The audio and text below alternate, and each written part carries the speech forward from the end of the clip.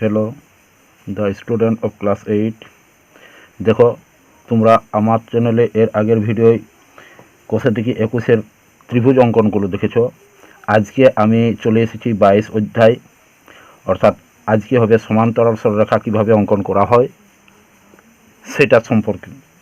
তাহলে কীভাবে সমান্তরাল সরলরেখা অঙ্কন করা হয় সেটা তোমরা আজকে দেখবে।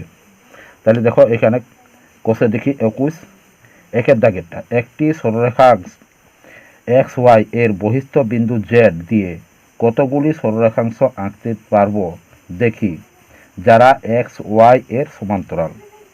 তাহলে এক্স ওয়াই এর সমান্তরাল হবে জেড বিন্দু দিয়ে কতগুলি সরলরেখা অঙ্কন করা যাবে সেটা আমাদেরকে দেখতে বলেছে। তাহলে দেখো কিভাবে অঙ্কন করা হচ্ছে। তাহলে এখানে রয়েছে, দেখো এখানে রয়েছে আমাদের জেড বিন্দু, তাহলে বহিস্থ বলেছে, তাহলে মানে এক্স ওয়াই সরলরেখার বহিস্থ বিন্দু হবে জেড, অর্থাৎ মানে যে এক্স ওয়াই সরলরেখাটা রয়েছে তার বাইরে একটা বিন্দু নিতে হবে, সেই বিন্দুটার নাম দিতে হবে আমাদেরকে জেড বিন্দু। দেখো একটা সরলরেখা নিয়ে নিচ্ছি, নাম দিচ্ছি এক্স ওয়াই। এই এক্স ওয়াই সরলরেখার বাইরে যে কোনো একটা বিন্দু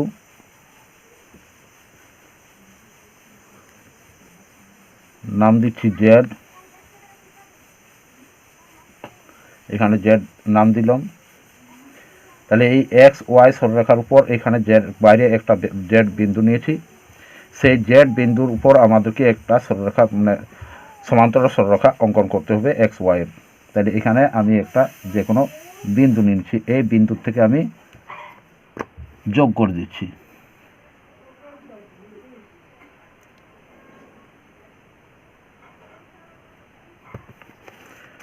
তাহলে দেখো এখানে আমি নাম দিয়ে দিচ্ছি, যে কোনো একটা নাম দিয়ে দিই। এখানে আমি নাম দিয়ে দিচ্ছি পি।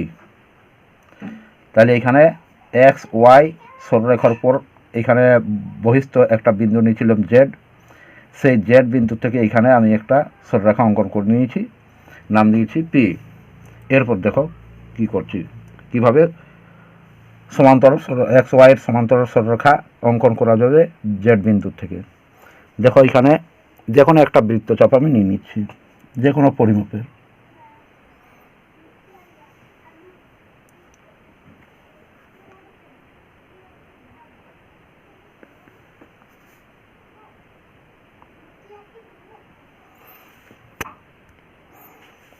তাহলে দেখো এখানে বৃত্তচাপটা নিয়ে নিয়েছি, এই একই পরিমাপের, একটুও এটা কিন্তু বাড়া কমা চলবে না, ওই একই পরিমাপ নিয়ে আবার এইখান থেকে আমি এই যে জেড বিন্দু রয়েছে এই জেড বিন্দু থেকে আমি আবার এই দিকে বৃত্তচাপটা নিয়ে নিচ্ছি। এরপর দেখো এইখান থেকে এইখানের পরিমাপটা নিব, অর্থাৎ এই বৃত্তচাপ যেটা নিয়েছি সেইখানে যেটা স্পর্শ করেছে সেইখানের পরিমাপটা আমি নিয়ে নিচ্ছি এইখানে বসিয়ে, অর্থাৎ এইখানে যেখানে স্পর্শ করেছে সেইখান থেকে বসিয়ে এইখানের পরিমাপটা নিয়ে এইখানে বসাচ্ছি, এইখানে বসিয়ে আবার এইখানে বৃত্তচাপটা নিচ্ছি। এরপর যোগ করে দিচ্ছি।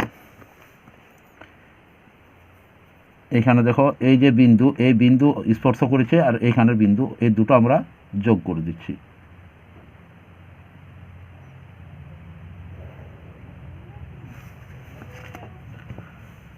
তাহলে দেখো আমাদের সমান্তরাল সরলরেখা হয়ে গেল।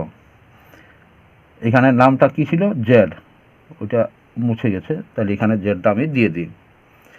তাহলে এটার আমি কি নাম দিব, এটার নাম দিচ্ছি এ বি। A B. তাহলে এখানে লিখব যে এক্স ওয়াই সরল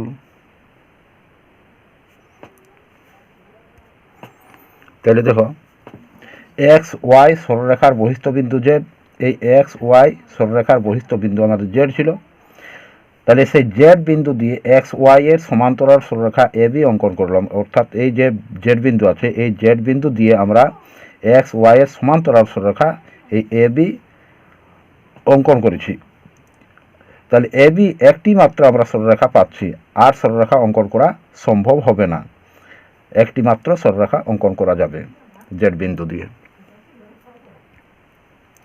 এরপর দেখো 2 দাগে, হাবিব খাতায় একটি সরলরেখাংশ পি কিউ এঁকেছে এবং পি কিউ সমান সরলরেখাংশের বহিস্থ একটি বিন্দু আর এঁকেছে। আমি স্কেল ও পেন্সিল কম্পাসের সাহায্যে যে কোনো পদ্ধতির পি কিউ সরলরেখাংশের একটি সমান্তরাল সরলরেখাংশ আঁকি যা আর বিন্দুগামী। তাহলে এই আর বিন্দুগামী হবে সেইরূপ একটি যে কোনো আমাদেরকে সরলরেখাংশ অর্থাৎ সমান্তরাল সরলরেখাংশ অঙ্কন করতে বলা হয়েছে যা পি কিউর সমান্তরাল হবে। তাহলে দেখো কিভাবে অঙ্কন করা হচ্ছে। তাহলে দেখো পি কিউ সরলরেখাংশ, সেই পি কিউ সরলরেখাংশের বহিস্থ যে কোনো একটি বিন্দু আর বলেছে, তাহলে এখানে আর বিন্দু নেওয়া হচ্ছে। ধরো এখানে আর বিন্দু, তাহলে কি বলা হয়েছে, আর বিন্দুগামী একটি সরলরেখাংশ অঙ্কন করতে হবে যা পি কিউ এর সমান্তরাল হবে। তাহলে প্রথমে আমি এখানে একটি বিন্দু নিয়ে যোগ করে নিচ্ছি।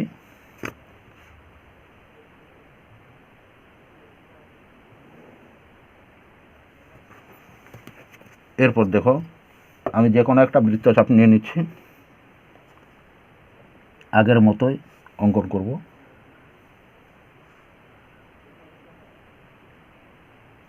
এখানে একটা বৃত্তচাপ নিয়ে নিলাম, ওই একই পরিমাপ রেখে আর বিন্দুতে বসিয়ে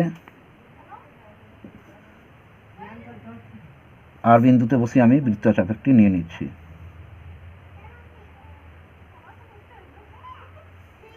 তাহলে আর বিন্দুতে বসিয়ে আমি একটা বৃত্তচাপ নিয়ে নিলাম। এরপর দেখো এইখান থেকে বসিয়ে এর পরিমাপের সমান করে আমি এইখানে বসিয়ে এইখানে কেটে নিলাম। এরপর আমি যোগ করে দিই এখানে আর বিন্দুর সঙ্গে।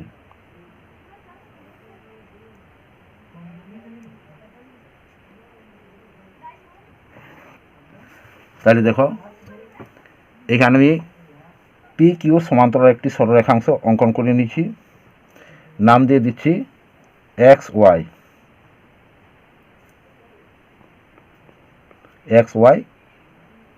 মানে নাম দিয়ে দিলাম। তাহলে দেখো পি কিউ সরলরেখাংশের বহিস্থ বিন্দু আর বিন্দুগামী পি কিউ এর সমান্তরাল সরলরেখা এক্স ওয়াই অঙ্কন করলাম। এরপর দেখো 3 দাগে কি বলা আছে, মেগা স্কেল ও পেন্সিল কম্পাসের সাহায্যে কোণ এ বি সি সমান 60 ডিগ্রি অঙ্কন করলো। B A O B C রশ্মির উপর যথাক্রমে দুটি বিন্দু পি ও কিউ নিলাম। পি কিউ দিয়ে বি সি রশ্মি ও পি বিন্দু দিয়ে বি সি রশ্মির ও কিউ বিন্দু দিয়ে বি এ রশ্মির সমান্তরাল সরলরেখা টানলাম। এই দুটি সরলরেখার ছেদ বিন্দুর নাম দিলাম ডি। তাহলে পি বি ডি কিউ চতুর্ভুজটি কী ধরনের লিখি।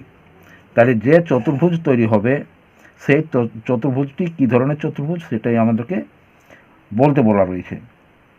তাহলে প্রথমে কি করতে হবে, আমাদের এ বি সি যে কোনো একটা মানে এ বি সি আমাদের 60 ডিগ্রি কোণ অঙ্কন করতে হবে। তারপর কি বলা রয়েছে, বি এ এবং সি বির বহিস্থ বিন্দু হচ্ছে পি এবং কিউ। তাহলে পি কিউ দুটো বিন্দু আমাদের নিতে হবে বি এ এবং বি সির উপর। তাহলে দেখো কিভাবে অঙ্কন করা হচ্ছে। তাহলে দেখো বি কোণ আমাদের 60 ডিগ্রি বলেছে, তাহলে এই বি কোণ থেকে যে কোনো পরিমাপের একটা বৃত্তচাপ নিয়ে আমি 60 ডিগ্রি অঙ্কন করে নিচ্ছি প্রথমে। দেখো এই পরিমাপটা কিন্তু একটু হেরফের করবো না, ছোট বড় যদি করা হয় তাহলে কিন্তু আর 60 ডিগ্রি অঙ্কন হবে না। তাহলে এইখান আমার বসিয়ে আবার একটা বৃত্তচাপ নিয়ে নিচ্ছি, এখানে কেটে নিচ্ছি। তাহলে একবার কেটে নিলে আমার 60 ডিগ্রি হয়ে যায়। তাহলে এখানে যোগ করে দিচ্ছি।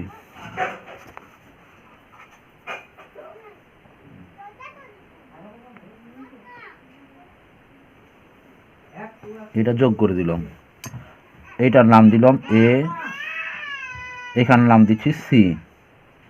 তাহলে এ বি সি আমার কোণ হচ্ছে 60 ডিগ্রি।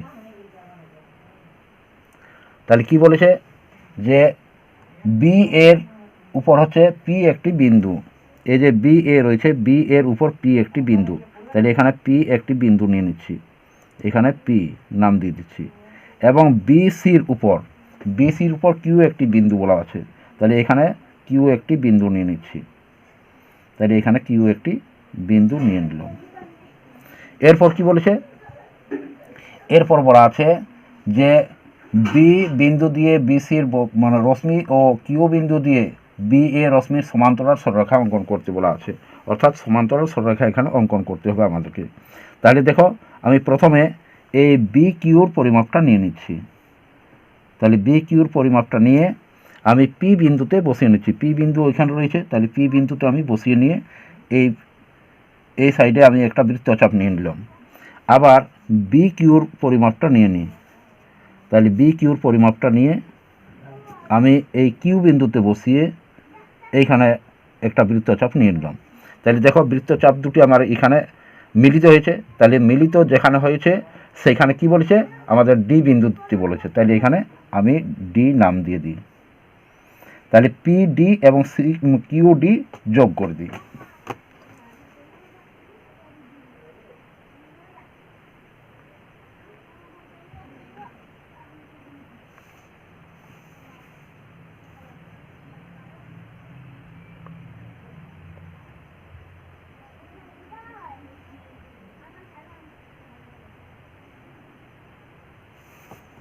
তাহলে দেখো চতুর্ভুজটি অঙ্কিত হয়ে গেল। তাহলে পি বি কিউ ডি একটি চতুর্ভুজ হলো। তাহলে দেখো পি বি যত রয়েছে এখানে কিউ ডি ততই হচ্ছে, অর্থাৎ এইখানে এর সমান্তরাল আমাদের এই বাহুটা, এবং বি কিউর সমান্তরাল হচ্ছে পি ডি।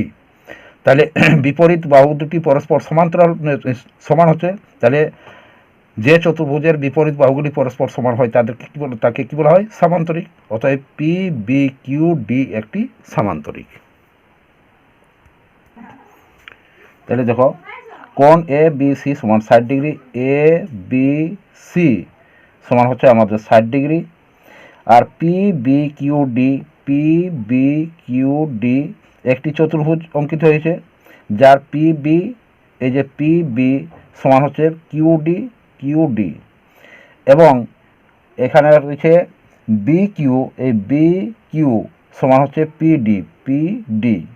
অতএব বিপরীত বাহুগুলি পরস্পর সমান, তাহলে এটি একটি, অতএব পি বি কিউ ডি একটি সামান্তরিক। আশা করি তোমরা বুঝতে পেরেছো। যদি কারো বোঝার অসুবিধা হয়ে থাকে তাহলে আরেকবার দেখে নিও।